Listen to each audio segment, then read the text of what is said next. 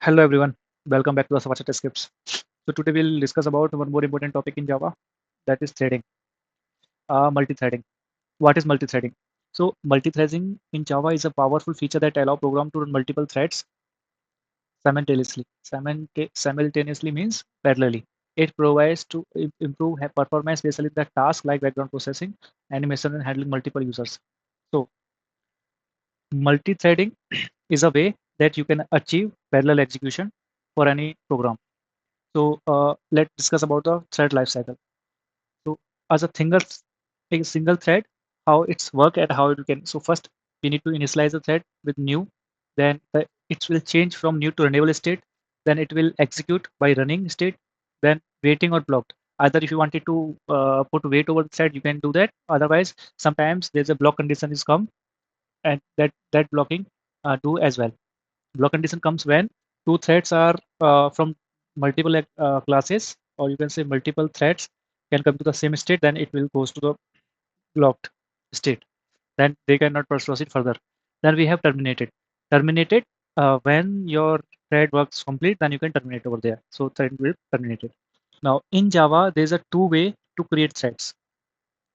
First way by extending thread class. In Java, we have a class thread. By extending the thread class, you can achieve this multi-threading. Or there's another way by implementing runnable interface. So you can achieve multi-threading by implementing runnable interface as well. So we'll check this thing as example as well while we're going to code. Now, runnable interface is recommended because it support multiple inheritance and better design practice. Okay, because inheritance, we just write the method definition, not exam implementation. So it will help to do better designing. Now, multi thread method. We have few important methods that helps to work with threads. First is start. Start method. With the help of this method, we can start a thread. Then run. Run is a block of code. Run is a method where we are write up a block of code or logic, whatever you wanted to write there. And the sleep is a method where you can pause the thread for like milliseconds and seconds. Then join. So with the help of join, you can wait first thread until it's finished. Once the first thread finished, it will go to the second thread.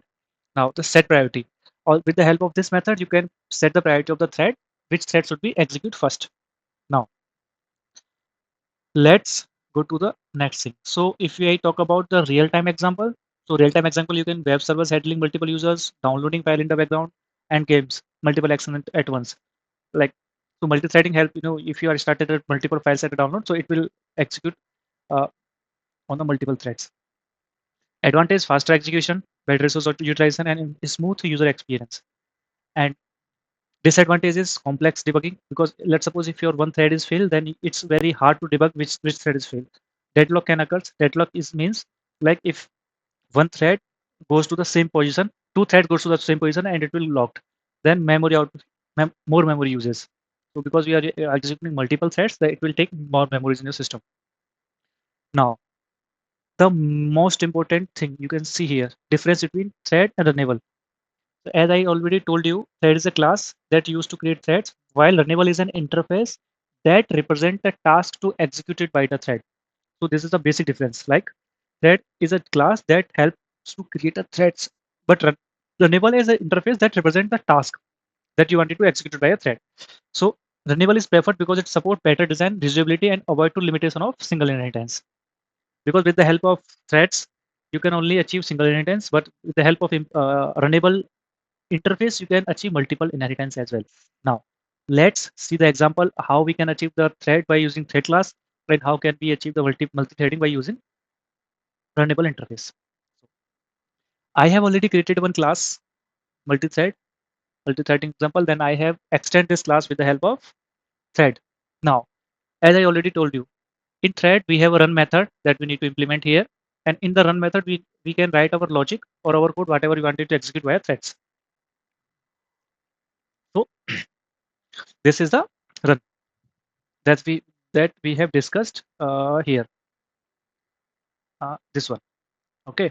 This is the run method that we have already discussed. Now, I just wanted to print 1, 2, 3, and also I will execute in multiple threads. So with the help of thread, what you need to do, just need to create an object as you already create an object for any class to execute a single method.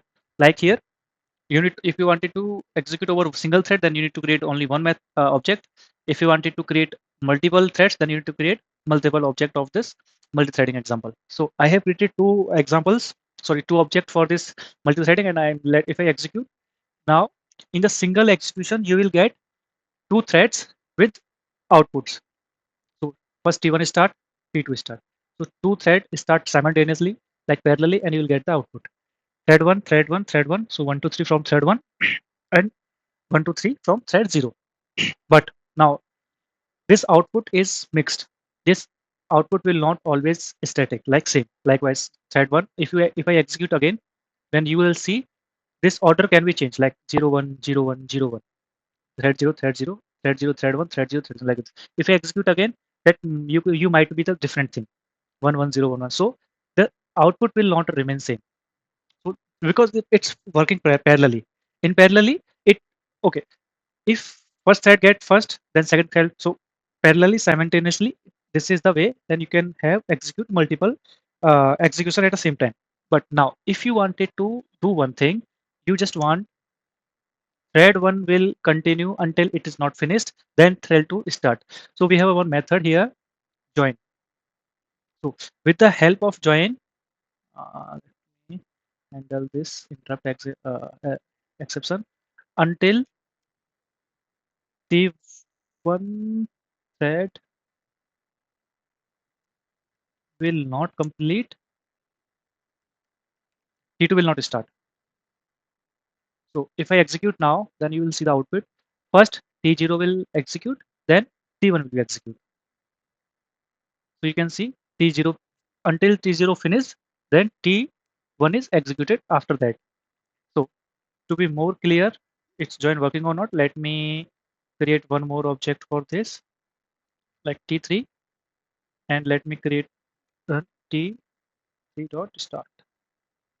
So if you know, if now you see T1 always start first, then T2 and T3 get randomized.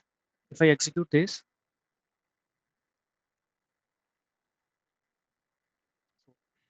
let me do big screen. You can see T0 is always comes first, then T2 and T1 will start. So this T1 and T2 can randomize. If I execute this how many times, it will do like same. T0 always first, then T1, T2 will change. So this is how we can uh, make a change with the help of join. This is the example of thread class. Now comes to the my runnable class, my runnable interface, runnable interface. So I have created one class my runnable and implements a interface runnable. Now run, we have already know. Start, we have already know. We have the method that already written in the thread class, so we can use those methods here. Now the difference runnable and thread is, in thread, as we know, we have, if I wanted to execute multiple threads, like 3 threads here, so I have created three object of the class.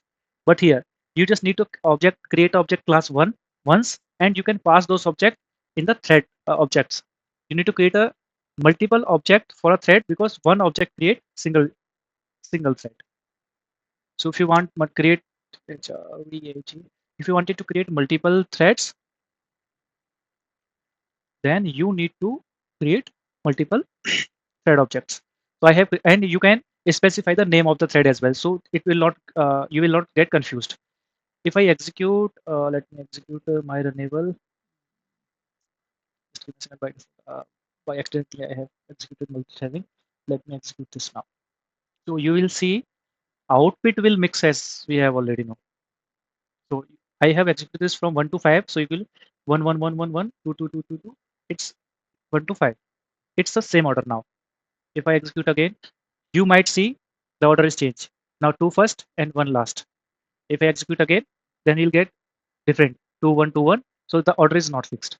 If you wanted to fix this, like if you wanted to execute T1, then T2, then you can use chaining with the help of join only. So join also throw an exception, that is interrupt exception. So this is all about, we need to handle this. So this is how we can achieve multi-threading with the help of runnable and thread class.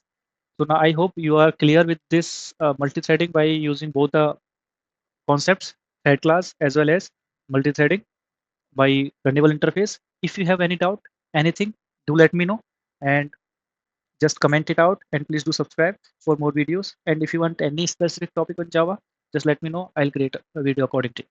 Thank you very much. Have a great day. Bye bye.